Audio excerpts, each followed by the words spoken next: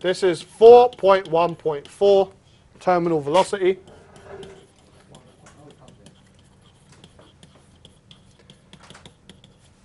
It's a topic you've already learned at GCSE, so this is more of a refresh. So terminal velocity only occurs when objects fall through fluids. Fluids mean liquids or gases, basically materials that can move around, not solids. So terminal velocity occurs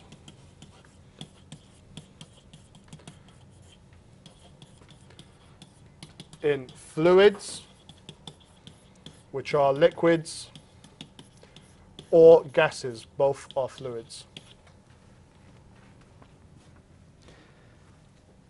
It does not happen in a vacuum. So when an object falls through a fluid, because they're colliding with the molecules or particles within that fluid, they're applying a force to those particles, and there's an equal and opposite force on the object that's moving, thus causing resistive forces, such as drag. The faster the object moves through the fluid, the more these collisions happen, and the greater that force becomes because there are more collisions per second. So when an object falls through a fluid,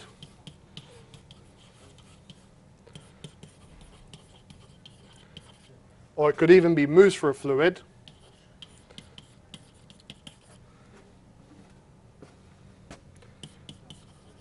there are resistive forces.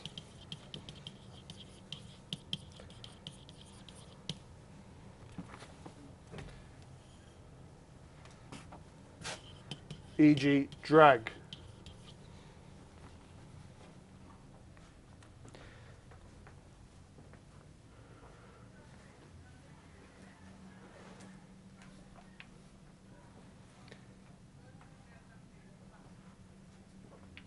If these resistive forces change, and they do change when the object moves faster, they increase, then the resistive forces, when they increase, they decrease the resultant force on the object, and thus they change the acceleration of the object. They decrease it.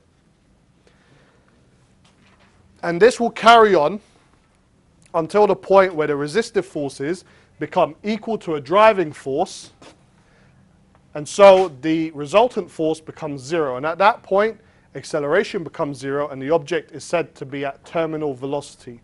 It ceases to accelerate further. So if resistive forces increase,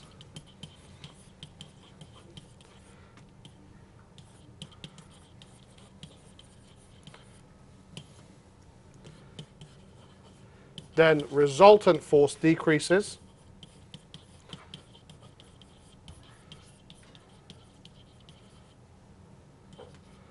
and acceleration decreases.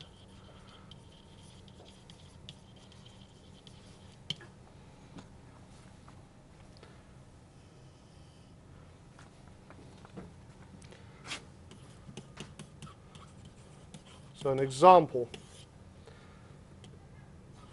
a ball falling in oil.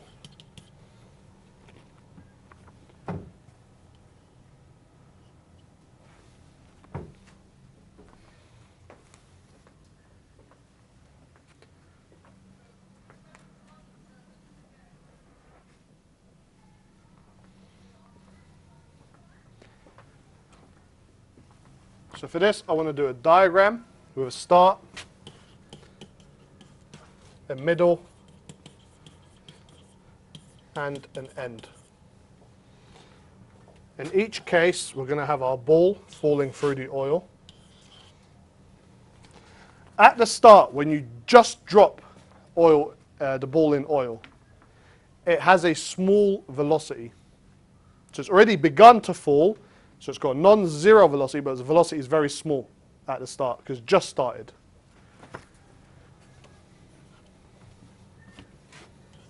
So V is equal to small, and it's going down.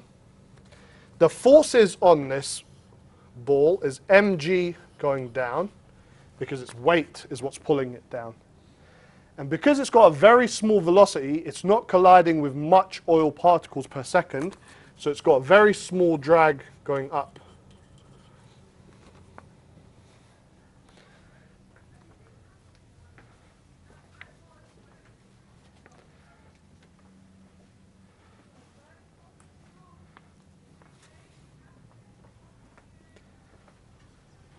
Now, after a little while, the oil accelerates down, so it gets faster. So in the middle, V is medium, and I'm going to draw a longer arrow to represent that it's gotten faster. It still has mg pointing down, and mg is still the same value because the mass of the marble hasn't changed. G has not changed because we're on Earth. But because the marble's now falling a bit faster, it's colliding into more oil particles per second. So there's more collisions per second. That means there's a bigger drag on the marble.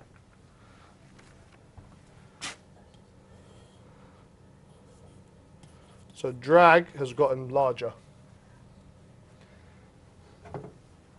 But notice, mg is still bigger than drag. So this will continue to accelerate, but its acceleration will be less than the beginning.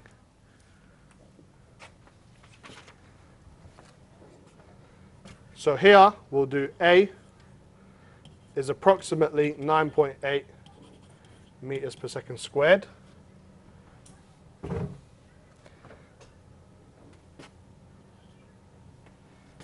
Over here, A is less than 9.8 meters per second squared.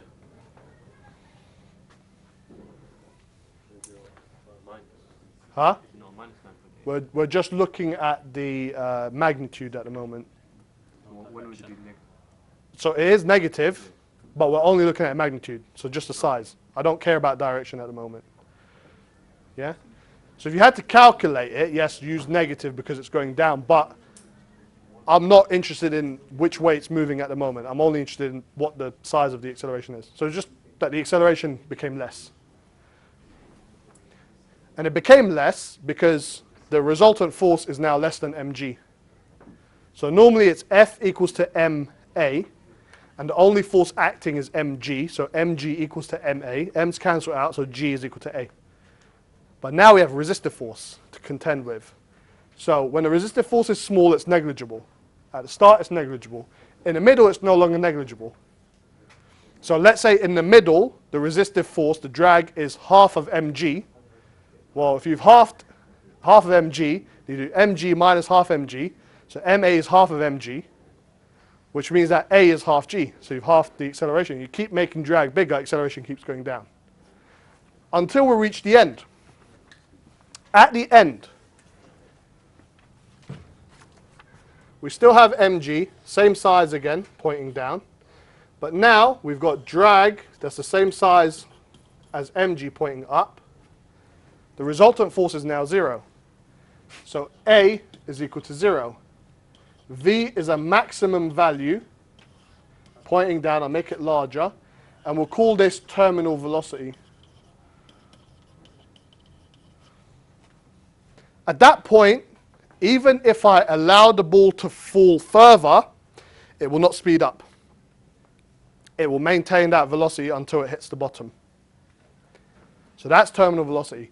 No more acceleration, and it remains falling at constant velocity because the resultant force is now 0.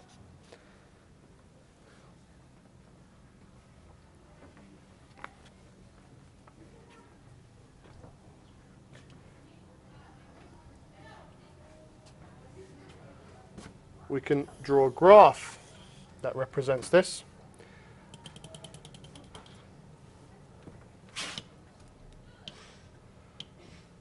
So velocity starts small and ends up large. It begins to have, velocity is increasing at a higher rate in the beginning than at the end. So the gradient, when it changes in this graph, it's going to start steep and then become less steep. until it reaches a maximum value. And that dotted line is going to represent the maximum value. So the velocity will look like this. Past the dotted line, there's no longer any acceleration. So we get constant velocity.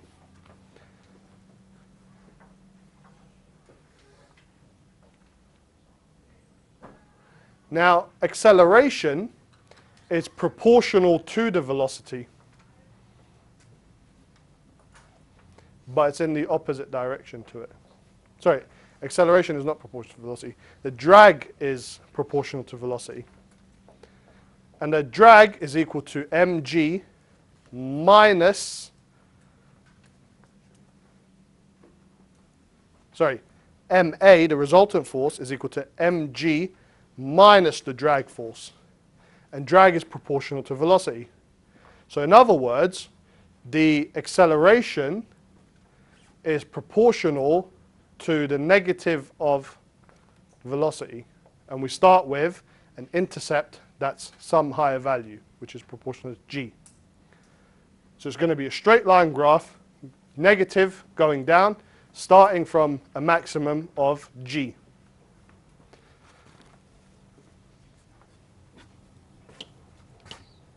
So we'll change colors for acceleration.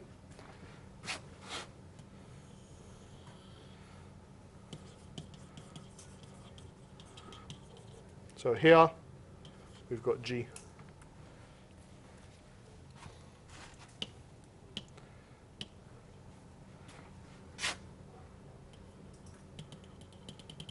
And that there is terminal velocity.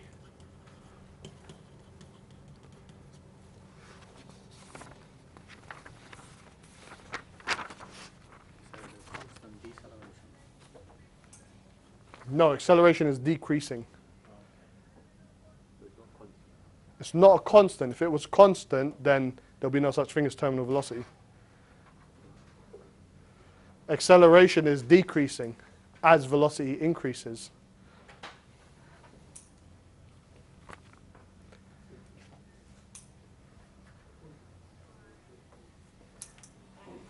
So in A2, you actually learn about an equation called Stokes' equation for drag. And in Stokes' equation for drag, I'll tell you what it is now. I'm not going to write it as part of the notes. But it's equal to 6 pi eta RV.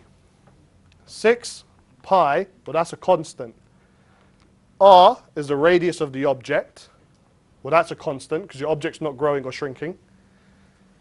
Eta, well, that's a constant depending on what material you're falling through, whether it's oil or air or water. So the only thing that the drag depends on is it's directly proportional to V. So we can write that as MA, the resultant force MA, is equal to mg minus some constant times velocity. Now, if we divide everything by mass, you get A is equal to G minus kV over m. Now, K over m is still another constant. So let's change that to C over m. Call it a different constant. So you've got G, or A, is equal to G minus some constant V. Y equals to the intercept minus mx. It's a straight line graph. The gradient is constant. And it depends on velocity.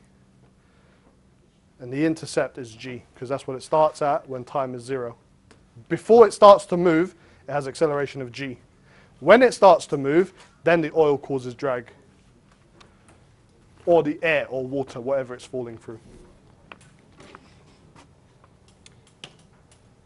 Right, start a new page.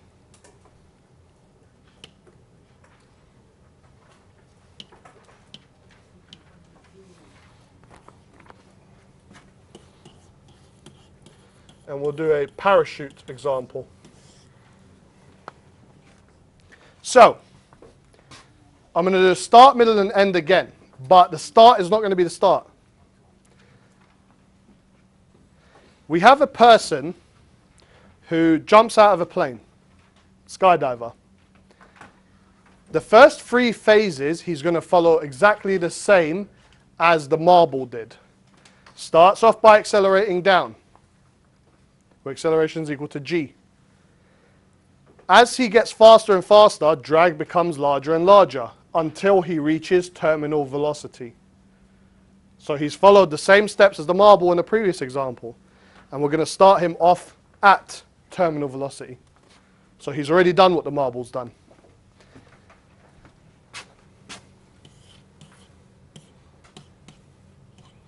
So here's our person. He's got his weight, mg, going down. He's got an equal amount of drag going up. And he's at some terminal velocity.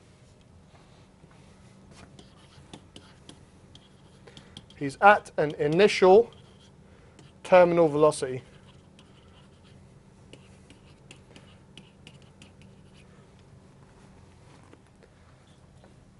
Next, what he does is he deploys his parachute. The exact moment he deploys his parachute, he's still moving as fast as he was. But he's increased his surface area suddenly. So despite how fast he was moving, his radius, so to speak, now has become larger. His surface area has become larger. Therefore, he's now colliding with more particles per second. So suddenly his drag has increased. He's still moving just as fast as he was, but his drag has suddenly increased. His weight hasn't increased, but his drag has increased. So drag was equal to his weight before, now it's bigger.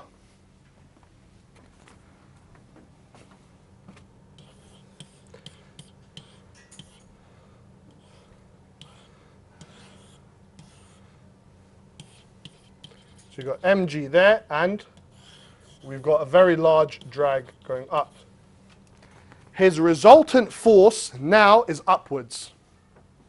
His velocity is still down, he's still falling down, but his resultant force is now upwards.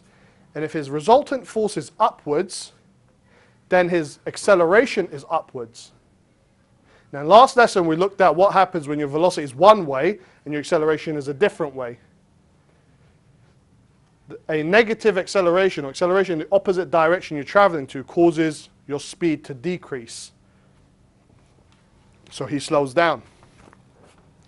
So here we've got drag is greater than weight.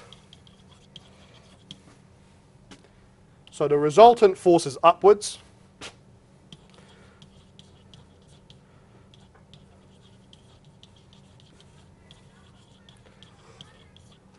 So acceleration is upwards.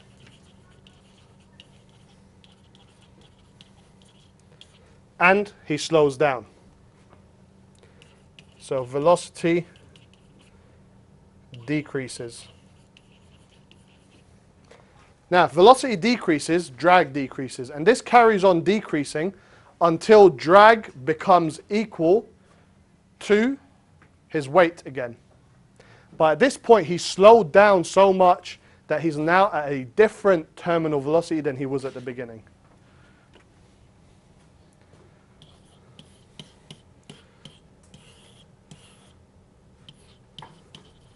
So now, his drag is equal to mg again.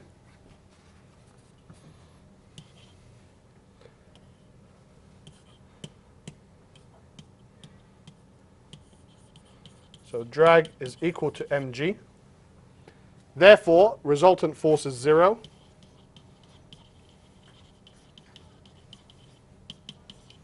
So acceleration is 0. So he is at a new, lower terminal velocity.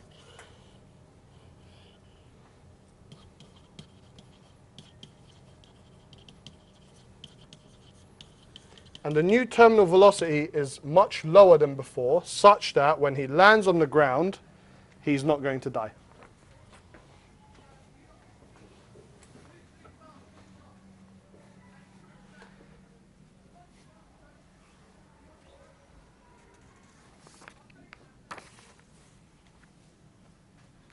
That's the end of part 1 of 4.1.4.